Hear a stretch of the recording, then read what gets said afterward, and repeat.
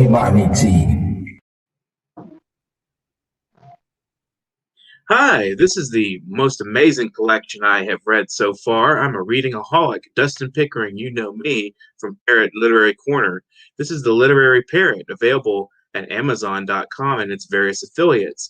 If you have not seen this collection, it's 249 pages of glorious global literature in a contemporary vein.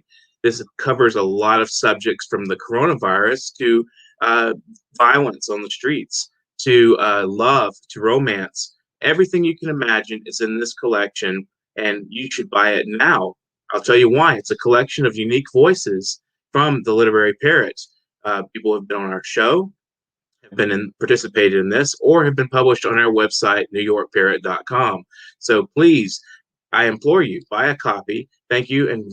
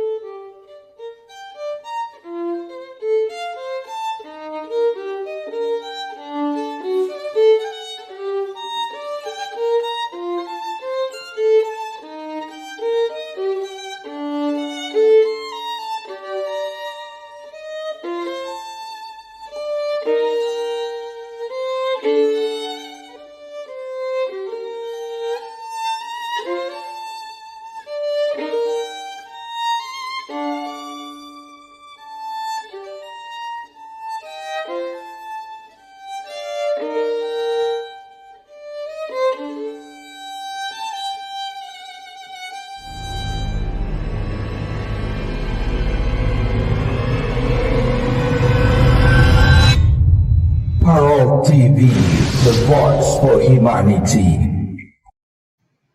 Hi, welcome to Parrot TV's Literary Corner. I'm Dustin Pickering, your noble and honest host. Today we have Dimitra Papanatasopoulou. She has studied hotel management and the island of Rhodes and economics in the University of Thessalonica. She has published the following books in Greek: Like Ears Through Time, In the Shadow of the Centuries, Out of Wood and Silver, Absolute Passion, When the Light Falls Silent, Sybil, The Price of Hubris. She has also taken part in a Christmas collection, Where Are You Going in a Christmas Day? And in a crime fiction collection, Game of Thrones and Byzantium. You can find her articles at the following sites: The Mythologists, iporta.gr, books and style.gr, and in her own blog, myownnovelsworld.gr. She also has a book from On Time Books, The Sacred Icon. So it's wonderful to have her on the show. Has she made it in yet? I'm guessing that's a no. So we'll give her a little time to adjust, and I'll talk a little bit about the Literary Parrot. So this book, what you saw the commercial for, is 249 pages. Maybe that's a little excessive to, for a first-time collection, series 1. But I assure you, this is a wonderful collection of international voices from, I don't know how many countries, at least 15 countries across the world. Some of these countries not really recognized in literature to a certain extent. You don't see them in the mainstream. Countries like Uzbekistan. There's so many different countries here. Nigeria's in here. We have a lot of U.S. poets, Canadian poets, Indian poets, people from Bangladesh. So, I mean, I can just give you a long list. If I had the chance, I would. But I basically just want to inform the public here that's watching right now that this book is doing really well in sales. So let's keep the momentum going. And if you want a copy, it's on Amazon.com, or you can find it at Pothi if you're in India or thereabouts, POTHI.com. Just look for the Literary Parrot Series 1, and you will find it there. And it has an excellent description of what the New York Parrot represents and what the Literary Corner is about, out here promoting literary endeavors at large for the community. We are definitely involved heavily with this project, and we plan to do a series 2 volume in December, as December 1st is our deadline for the Literary Parrot Series 2. So if you've been on a guest since July up until December, November, late November, we will have you in the book. We will talk about that with each of our former guests, and get you guys wrapped into this next project that we're going to be doing pretty soon. Start working on it. It's getting pretty close to Christmas time, isn't it? So maybe this book will be a great Christmas present to order a little bit in advance. It's getting close to Thanksgiving too for us Americans here. So we were very thankful for this book. So you can, by the way, we can do it interactive here while we're waiting for our guest. If you want to go ahead and leave some comments about the show, you want to talk a little bit about what are we looking for? What is it we're about? What is our purpose and involvement with the literary community? What is the Literary Corner seeking? What kind of artists do we like or prefer? Anything you want to ask, we're here to answer right now. As of right now, if you want to leave a comment or two, a hello, you can say hello to me, to Mathieu. Anybody you want to say hello to online, give a shout out while we're waiting. That'll be wonderful. We'd love to hear from our viewers. And if you haven't subscribed to our YouTube, go over to our YouTube, check it out. Drop us a hello there too, and subscribe to the channel. We were just looking forward to 1 million subscribers. We would love to have you as a subscriber. We want to have a vast audience of not just writers and poets, but also people that love literature and poetry. You don't have to be a poet to love poetry, right? So let's give us a shot and see what we can find in this book, of something of a beautiful work that I can read and discuss a little bit. So I'm going to pick here at random. I found Peru Timosina, Cockroach That Lives With Me. Now, that's a funny title, right? That's kind of an interesting title. Let's see what this surprise brings us, this wonderful poem. A lone bird unicorn lives with me. Since she was born, she is magical. Also, real trouble creator. She sees life through my eyes, listens my sound to synchronize, and whispers, I am judging you. She loves my shadow and calls herself wise. Any moment I smile, she licks my breath and tastes my life. She eats butter like dessert, yogurt like cheese. Sometime I guess she doesn't have taste, 'cause she eats my words when I bake cakes. We live together like a peer may be. Fairy tales are myth, but my unicorn is real. She knows my truth and guess my lies, prove my words with her believing eyes. Her roar is louder than storm. Her silence is stronger, like death. Every time I call her unicorn, she holds her smile with faith. I can see your illusion and disbelief. What objection can you have? Everything you touch will vanish in a flash. I can clearly imagine how you feel. Listening story of your life I steal. Look, I stopped for you. Even I know I can't break your hard core. For sure. How can I be secure?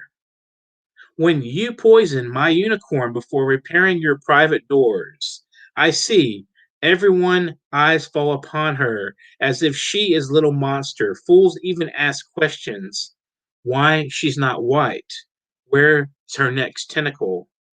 You baffle me. How long will you make her your center of attention? Better have courage to respect our kingdom. Oh, my dear morons, here again. You heard me wrong. She is my unicorn. Now, this is an interesting work. It's called Cockroach That Lives With Me, and it's a refers to a unicorn. So you have a sort of a collaboration between something as petty and disgusting as a cockroach and this unicorn, which is a figment of beauty and of so she's sort of contrasting. So what is the cockroach? The cockroach is the self critic that constantly nags at you and tells you you're not good enough, and it takes others' judgment and turns it on you and says, looks at the most beautiful aspect of you and says, look at you, you're not good enough. You're, as she says in the poem, for instance, why she's not white. So she goes back into what people's judgments are towards the unicorn. And so my impression of this is that the unicorn represents something beautiful and unique to the person who's writing the poem, would be Peru. And she is speaking of a sort of a part of herself that wants to sort of despise herself in a way and reflect on that beauty, that inner beauty and inner light, and say, this is something that internalize that agony and frustration that others push on to the person, as well as there's always that inner voice, that inner critic that says you're just not good enough, you're just not good enough. And this is an excellent way of creating an allegory of sorts with these different um, you know, I don't know, personifications, maybe you could call it, the cockroach and the unicorn. And in a way, if you think about it, the lone bird unicorn, I mean, in the end, wins and kind of dismisses the inner voice, the inner critic. I just recently read Rabindranath Tagore and his a book of his, gifted to me by Kirti Sengupta. And in there, it talks about something called the self. And then the self is sort of is separate from the purity of your relationship with God or the spiritual self, the higher self. And so there's a self that's actually distant from that. And to me, that the sort of what she's personifying here is that self, which is corrupt by nature and sort of like wants to be separate from the good within you and take that good and pervert it and twist it and make it into something that's nasty, like a cockroach presents. And I'm glad that we had the ability to publish this poem by Peru Timawasina. So thank you for sharing this with us. I'm going to read another poem. I'm going to pick one at random again, one we have not read. How about this poem by Mike Matthews, We Are the Same Birds. Again, we go back to birds. This is interesting. There's a wide variety in this book, but there's a lot of these similar themes. In the evening's mysterious smile, he placed two clear glasses on his stoop next to the front door. He filled them equally with pure filtered water that held the light of the sunset like perfect diamond eyes. In one, he dropped a single dark pebble, pupil black. Then he turned his back, spinning easily on his heels and on the balls of his feet, paused and tilted his head, and he closed the door. Its hinges sung the song of a dove. That night he dreamed of pink fire, white arms of blue stars reaching like children, wanting to hug. His dreams popped and bloomed. They kicked up powerfully, turbulent, thunderstorms of dust, hammering rocks, squeezing one another tightly, until their tears settled to great, calm pools. In the morning, he waited in silence before he touched the doorknob. The turning latch of the door slid with the sibilance of a newborn's sleeping breath. He stepped out of his front door and looked at his experiment. His eyes grew wide and perplexed, brows coming together like the bent rim of a warped hat brim. The two water glasses sat where he left them, yet both were filled with black, round marbles, as if mirrors had been set between them, and between the mirrors, marble black birds. The writhing black dots of a single mass of birds, undulant, pressed by the invisible, pulsing palms of wind currents, as if kneaded, acting like a thing that is not a thing, but a unified bunch of single, black, unarticulated birds held together for a moment by an idea.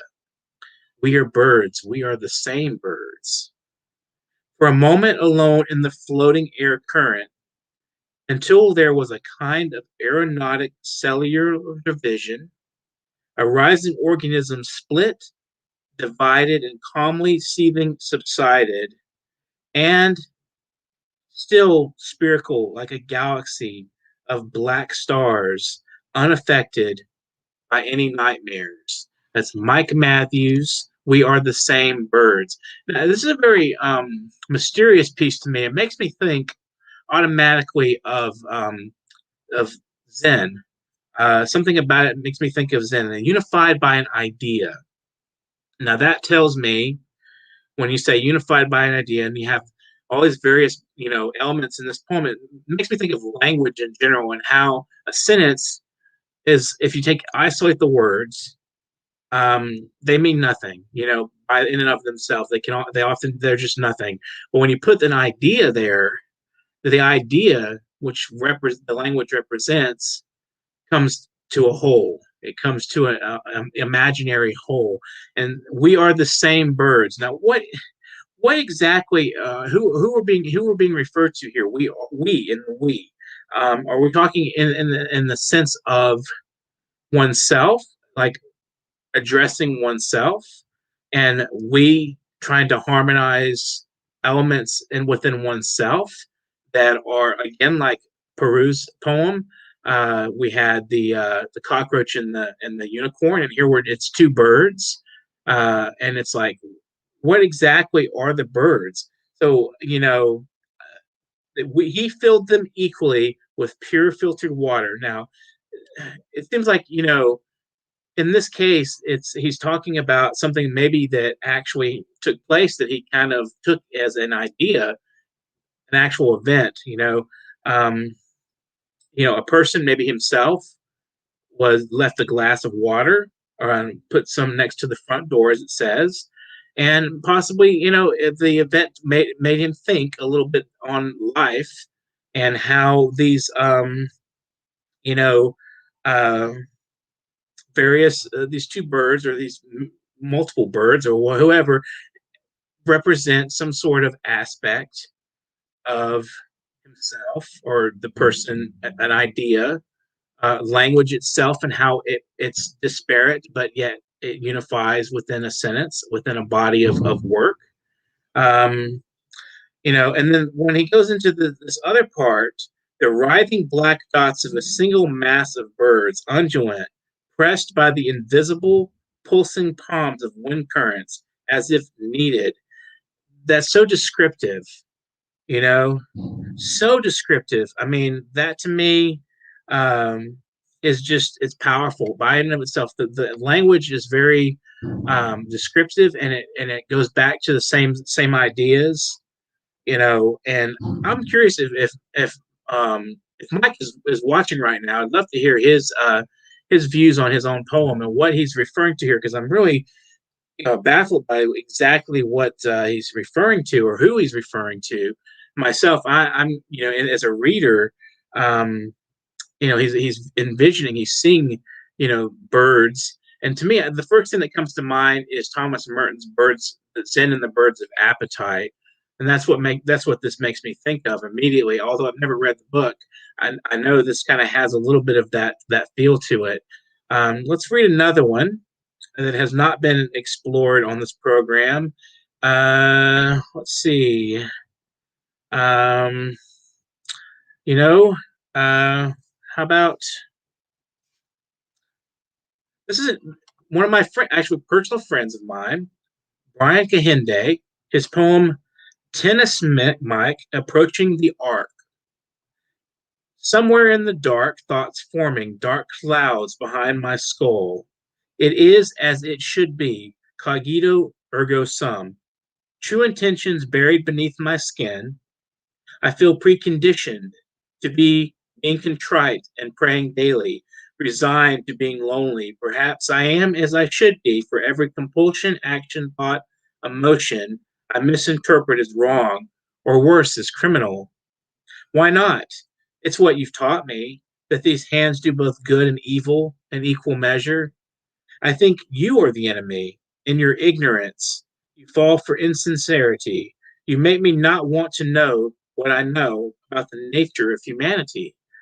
Scarlet letter scapegoat, a uniformly jaundiced coat, and tragedies typical, predictable. Seeds of tradition planted, permissive resentments. Childhood's end, not welcome. Zip me up in the adult straitjacket. Which way to the fitting room, gentlemen? No rationalities generated, no resolutions guaranteed. A filthy, fucked up world I'm in, all becoming clear to me. A filthy, fucked up world I'm in. How can I scrub it off, get clean? Another mask worn, called happy go lucky. A go along to get along scheme, a mental coping mechanism, a brain's default routine. But my embryonic arc of light, dying, growing dimmer by the second. How many words exist for sadness? How many phrases describe depression?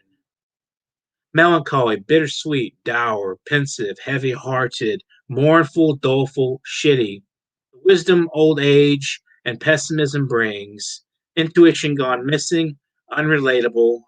Senses dull, dehumanized. I'm indebted and indentured with no desires. Relentlessly out of touch. Temptingly out of reach. Solid ground adrift, permanence maroon, my knees curled up beneath me, expecting the worst, never asking to be born. Allow my impulsion to break through noise, break through stillness, if only for just a millionth of a second. If only for just once can God tell me why tears and crying taste so goddamn good sometimes.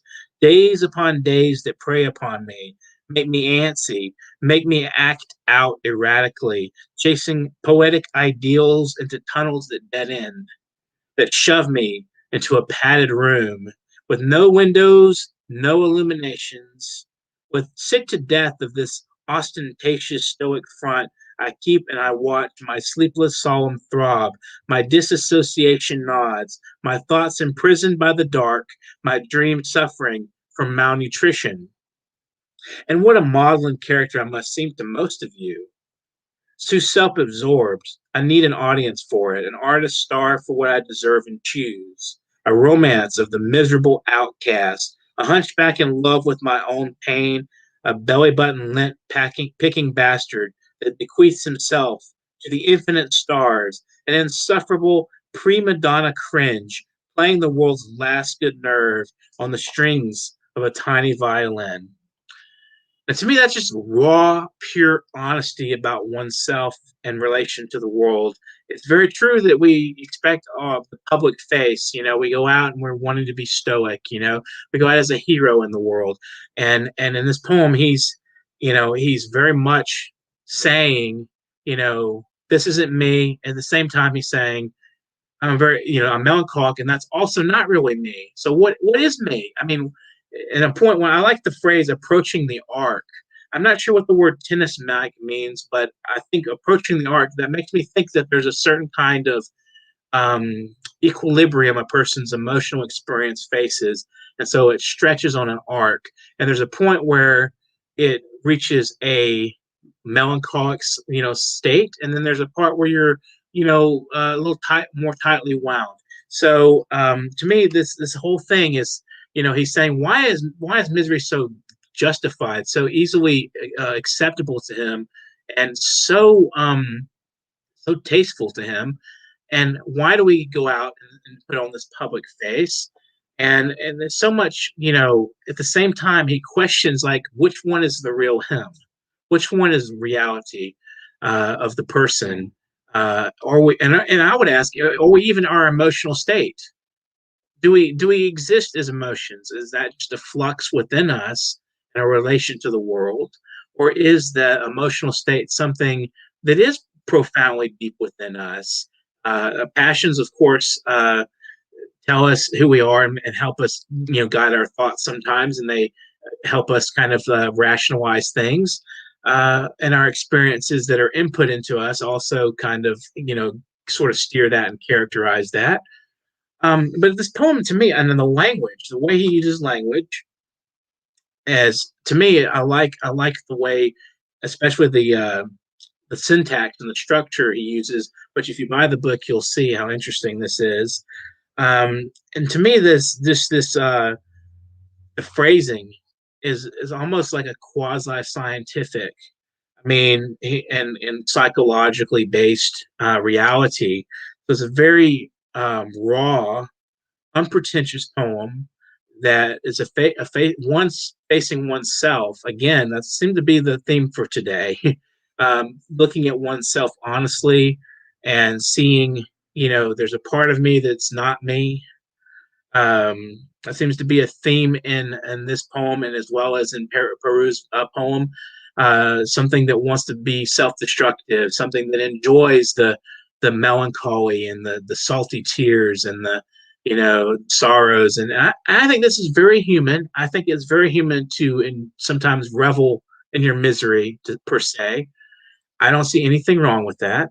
I think, and I find it strange also that we go out into public and we have to be cheerful and stoic, quote unquote, as Brian says in the poem, and that's very tiring and frustrating. You can't just be yourself sometimes. But then he kind of quasi says, if he can correct me if I'm wrong, that either side of that coin is sort of not really the real person.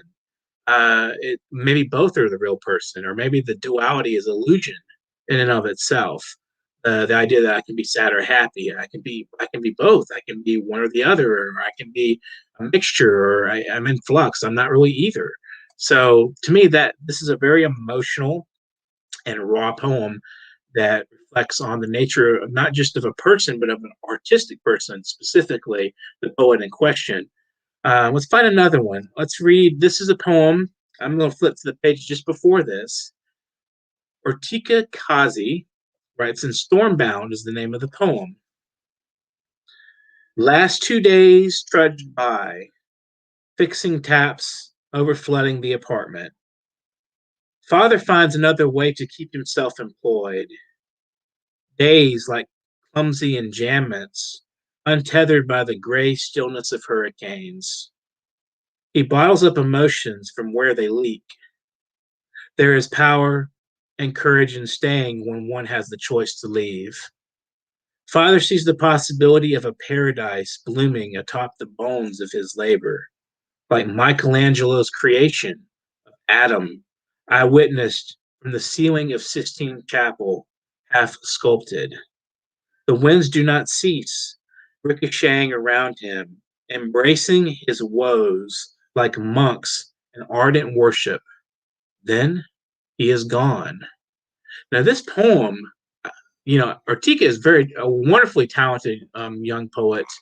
And then this poem, there's so much cohesion and so much flow in the way the images and the thoughts are presented.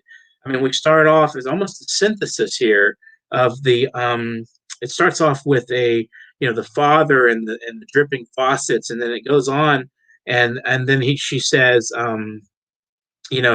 how he bottles up emotions from where they leak. So it's like there's a synthesis there. It comes from the father and the dripping faucets and the so forth to this emotions, bottles them up where they leak. So again, we'll go back to the stoical notion that Brian refers to, this person that's just trying to be strong in a really, really difficult time. And then she flows down paradise blooming. And I love the phrase, atop the bones of his labor. Excellent, wonderful phrase. And Michelangelo's creation of Adam in the Sistine Chapel, paradise blooming. Again, we have a sort of parallelism going on here. And half sculpted, Michelangelo, of course, was a sculptor. And the winds do not cease, and it's called Stormbound, of course. So the storm is metaphorical, but it seems that she's presenting something that was actually taking place during an actual storm. The overflooding of the apartment. But she takes that again and extracts from the reality in life of the storm, and she pulls that and she makes it into this poem, which contains the idea of a person, her father particularly, or the father in the poem, uh, being kind of stoical, bottling up these emotions during a period where I'm guessing this is while they're looking for work, atop the bones of his labor, or while they're in the process of working on fixing up this apartment as it's falling apart. And she compares this work, this physical manual labor, to artistic labor in this poem, like Michelangelo's creation of Adam. Wow, just wow. I mean, that's incredible. I mean, think about that and how she's like drawing a bridge in this poem between this sort of manual labor, this grunt force kind of labor of fixing faucets, making sure that this storm is not tearing things up, And another thing I like, she says, dark days like clumsy enjambments. I mean, that's making life into a poem. Automatically, time is a poem in a way in this particular piece, and she compares it to an artistic work of one of the great artists out there, the greatest artist, Renaissance painter and sculptor, Michelangelo. Now, I'll tell you what. Let's go for a short break. We'll come right back. Thanks for watching.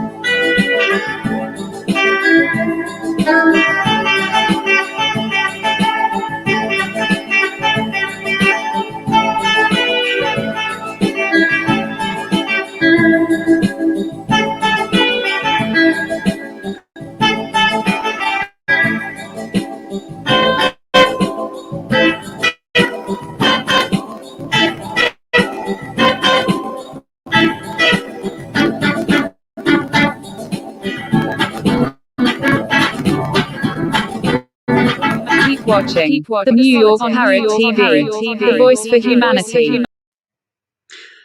Welcome back. That was an excellent piece by Sanka Sen. He's playing The Ventures. I believe that's Tequila. I definitely recommend you checking him out. He's also in this collection, The Literary Parrot. And his piece is The Last Harmony, which is excellent prose writing, a short story. I want to continue along the lines. I've been working with reading some of the poems and giving my personal opinions and critiques of them. So this poem is the first poem in the collection, Dinger Abdullahi, and it's called Gori's Waves. Waves, what untold stories lie beneath your surface? Can you tell the names of those rebellious ones who saw no life beyond here?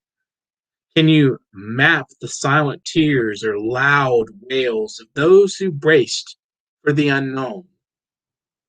Gory, what are you today? Conclave of old bricks with a history full of sense. Canvas for crazy artists in search of formless forms? Gory, how much of you is real?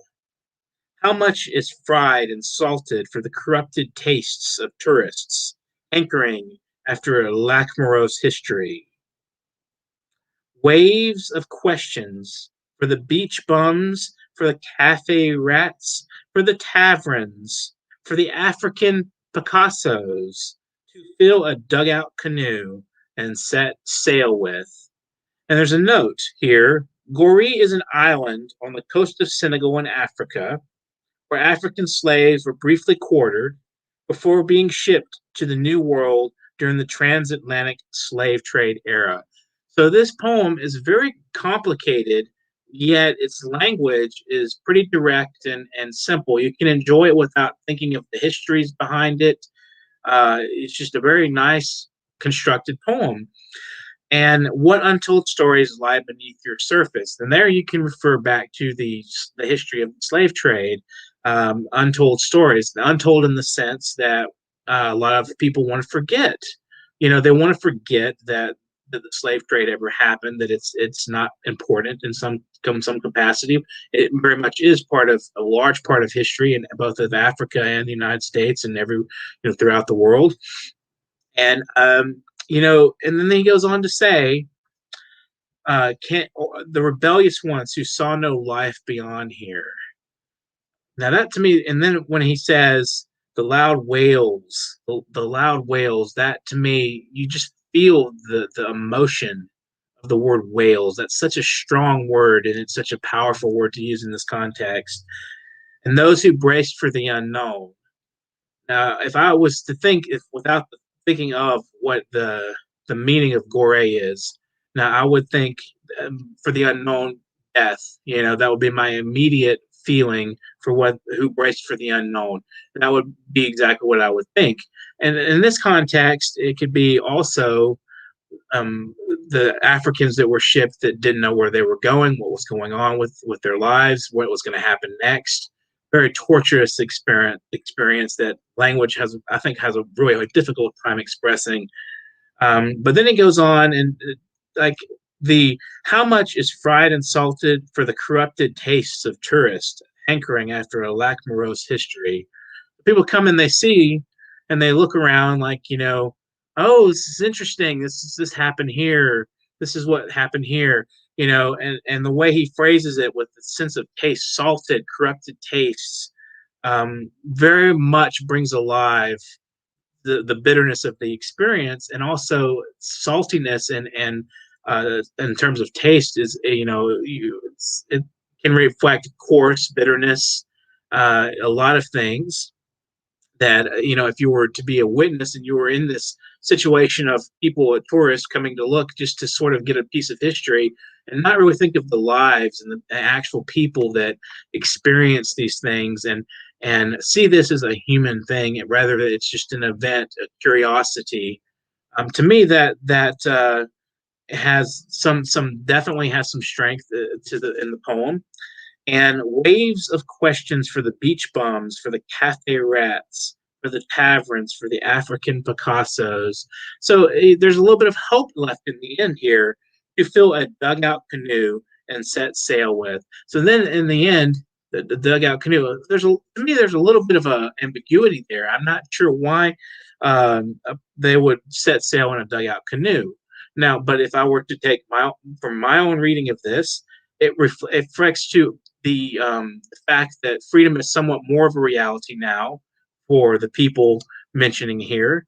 In this case, the African Picassos, they have freedom to be expressive now. They're not enslaved to this history, and so they have the freedom to leave or to come and go or to paint or to do what as they please now. And so to me, this is a poem that says it's not history is not slavery in itself, and that people that are viewing this history as a curiosity and not as a human treachery were doomed to repeat sort of patterns that created this monster known as slavery. So, Gory's Waves, excellent poem, Ginger. Thank you for sharing this. This is the Literary Parrot. I've shared a few poems from this. I'm sure I'll have other opportunities to read from this book and to talk to you about it and give you some critiques and some ideas of how I personally view the poetry throughout the book. Today, the theme seemed to be kind of nature of the self, historical and otherwise, personal self, stoical self, public self, self that mocks oneself, the self that critiques oneself relentlessly. These are very human poems that I've read today, and they're very deep. And so I would definitely recommend The Literary Parrot. I anticipate you will love everything you read in this book. I personally loved everything I read. When I put this book together, I loved absolutely everything. Thank you, Ibsita Yangali. Thank you for being here. Thank you for listening today. I would like to just say thank you to all our viewers. You're definitely appreciated for all of the support. And if you would like to donate, we have a channel for that, a specific area for that. That's paypal.me/nyparrot. So if you want to donate and support the program, paypal.me/nyparrot. It's right there in the banner. So feel free to share a little bit of money with us. We could use it. We're trying to build a good foundation for this project, and we're glad that our guests have been with us this whole time. We're very thankful for them. We're thankful for our viewers 100%. Again, if you have not subscribed, I anticipate you will, because this program is magical. It's a great opportunity to be heard. If you want to be on the program, I suggest getting in touch with me, Dustin Pickering, at Literary Corner at NewYorkParrot.com. And that will be rolling down there, as you see, rolling down at the bottom of the screen. Write that down if you haven't written it down already. Literary Corner at NewYorkParrot.com. I really appreciate you listening in, everybody out there, and keep up the good work you're doing in the literature field. Keep the hope, the momentum, and the spirit of literature alive. I hope you have a great afternoon, a great day. Thank you so much. I love you guys.